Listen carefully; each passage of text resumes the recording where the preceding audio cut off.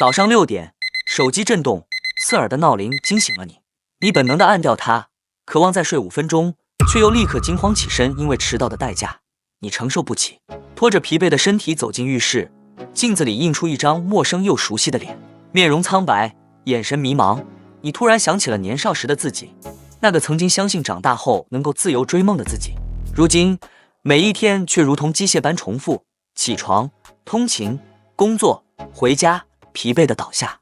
你走出家门，挤进逼仄的地铁，人潮拥挤，空气沉闷，所有人低头盯着屏幕，麻木地逃避着现实，你也不例外。你机械地刷着短视频，快速回复着工作消息，试图忘记一天又一天无尽的焦虑与压力。抵达公司时，等待你的只有冰冷的屏幕，以及永远也做不完的任务。午餐时，你机械地咀嚼着外卖，突然开始思考，每天这样拼命，到底是为了什么？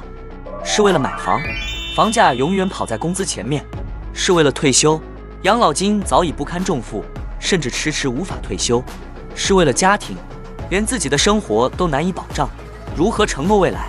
你不敢深想，因为真相让人恐惧。于是你再次麻木自己，投入无止境的工作。晚上走出办公室，街灯早已点亮，你精疲力尽地回到家，随便吃了点东西，打开电脑试图放松一下。然而信用卡账单提醒着你该还钱了，房东又催促下个月要涨租，社交媒体充斥着他人炫耀的生活，你的焦虑再次被点燃。你关掉电脑，躺在床上盯着天花板，突然意识到，这种日复一日的生活，不就是现代版的奴役吗？我们从小就被教导要努力工作、纳税、买房、养老，可现实却是，你拼尽全力，依旧被房贷、车贷、信用卡债务压垮，还随时面临失业的恐惧。古代的奴隶至少不用担心衣食住行，而你尽管拼尽全力，却活得更艰难、更不确定。你真的自由吗？还是仅仅生活在一套更加隐蔽、更加精妙的现代奴役体系中？过去，我们认为奴隶的命运最悲惨，他们没有自由，被迫服从主人的安排。但你有没有想过，奴隶虽然被奴役，却至少食宿有保障，生存无需忧虑。而你呢？现代社会给你的自由是真实的吗？你每天早起、通勤、工作、缴税、还债，焦虑不安。一旦你失去工作，银行不会同情你，社会不会接纳你，你的生活瞬间瓦解，甚至比奴隶更无助、更脆弱。在古罗马，奴隶的居所由主人提供，也许简陋，但他们不会流落街头，更不用担心房租或贷款。而你却不同，你的住所必须用毕生精力换取。你辛苦工作30年，依然不是真正的房主，因为一旦经济危机或失业降临，银行能轻易收回你的房子。你真的比奴隶更自由吗？奴隶的食物虽然简单，但主人不会让他们挨饿，因为他们的健康直接影响生产力。而你，每一餐都必须为上涨的物价买单，便宜的食品大多不健康，健康食品却越来越贵，你的健康逐渐恶化，医药费用也逐渐攀升。这种生活真的是自由吗？在历史上的奴隶社会，奴隶有时一天仅需工作6小时，因为奴隶主知道劳累过度的奴隶没有价值。但现代的你却完全不同，8小时只是起点，你可能面临996甚至007的工作状态，你无法拒绝，因为无数人正等着取代你的位置。你甚至被洗脑，觉得这种生活是一种幸运。这真的是自由吗？奴隶或许被买卖，但至少不会失业流浪街头，主人总会确保他们有活干，有饭吃。现代社会的你却随时可能因经济衰退而失业，你的生计不再有任何保障，没有存款，没有被动收入，就可能瞬间坠入绝望。你真的比奴隶更安全吗？你相信自己自由是因为可以换工作，但奴隶也能换主人。你的失业和再就业，不就是在被迫换雇主吗？你相信自己自由是因为能消费，但你的消费正是金融资本设下的圈套。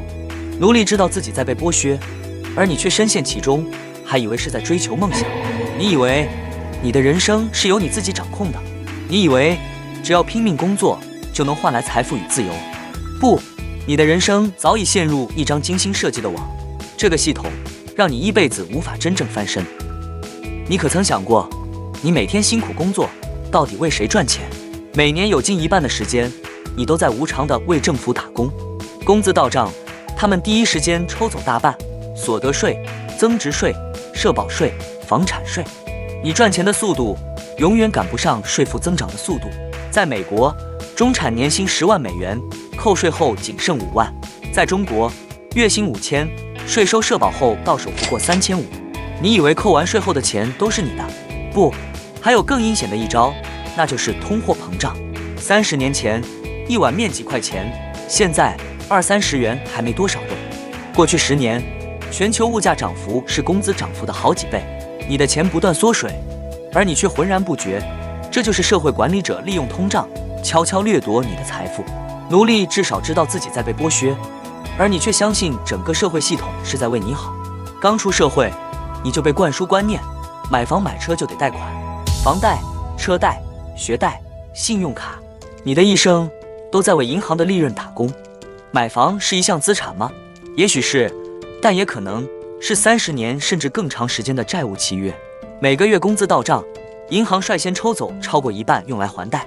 哪天你失业无法偿还，银行立刻收走房屋，你不过是银行的高级房奴。信用卡更阴险，年利率高达20%到30%，陷入负债循环后，你永远只是利息的奴隶。银行从来不是帮助你，他们只是利用你的欲望，榨取你毕生的劳动成果。奴隶至少没有房贷，而你背负着债务枷锁到终生。如果你不愿意负债，没问题，他们还有一套完美计划——消费主义。奢侈品牌告诉你，有身份的人就该买昂贵的包；科技公司告诉你，成功人士必须拥有最新款手机；汽车公司诱导你购买远超经济能力的豪车。你误以为这些是自由选择，不，这都是设计好的陷阱，让你终身为之付出劳动。真正富有的人买资产，投资未来，普通人却不断购买贬值的消费品，债务越堆越高，资产越来越少。奢侈品的利润绝大部分来自中产阶级，而真正富有的人可能只是穿着平价衣物，稳健的投资增值资产。奴隶至少不用买奢侈品，而你却被洗脑到心甘情愿。所以，再问问自己，你真的自由吗？还是你只是困在一套更精密的现代奴役系统里？税收侵蚀你的财富，债务锁住你的未来，消费主义迷惑你的头脑。或许刚刚那些真相让你感到震撼、沮丧，甚至愤怒，但我要告诉你一个好消息，你完全可以摆脱这场现代奴役的困境。你无需成为富豪，也无需彻底颠覆系统，只要掌握一些关键方法，就能逐步掌控你的人生。第一步，降低税收损失，打赢你的第一场战争。你工作的时间有一半在为政府免费打工，现在是时候把财富拿回自己手里了。利用退休账户延迟或降低税负，如美国的 401k、加拿大的 RRSP、澳洲的 Super， 长期积累财富。自由职业或副业人士建立合法的小公司，将手机、交通、房租等开支合法抵扣税款，避免频繁交易资产，长期持有资产享受更低的资本利得税。举例来说，美国普通中产阶级每年透过退休账户可节省数千美元税款，持续数十年，节省的财富能达到数十万美元，直接改变你的人生轨迹。税务优化是你能够赢下的第一场战争，只要你主动出击，就不会再任由财富流失。第二步，对抗通货膨胀，守住你的财富。政府通过印钞持续削弱你的购买力，你存下的钱不断贬值。现在是时候抵御这场隐形掠夺了，减少现金存款，转而投资能够跑赢通胀的资产，比如黄金、房地产、指数基金。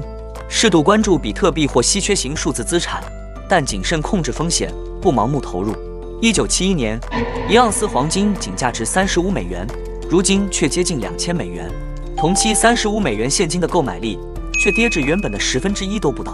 记住，财富不靠存款，而靠聪明的投资。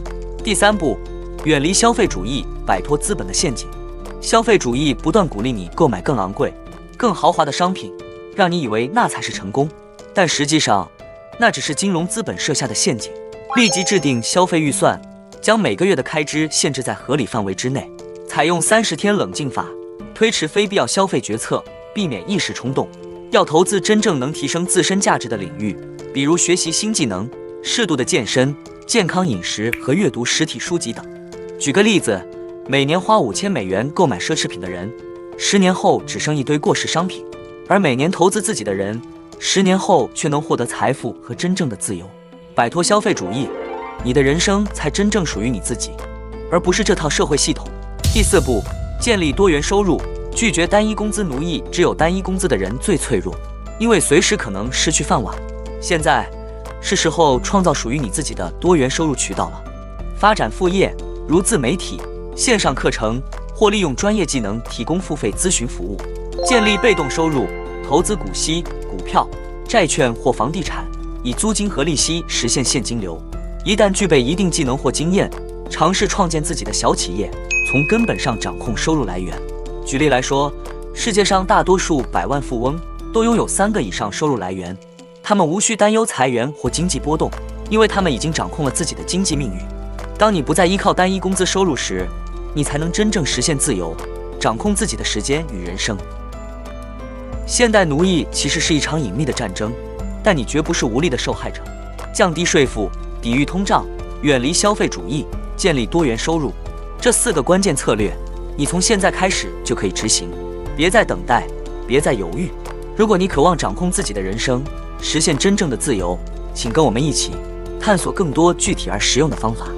让我们一起努力，挣脱现代奴役的束缚，实现财务自由和人生自由。从今天起，拒绝被奴役，掌控你的命运吧。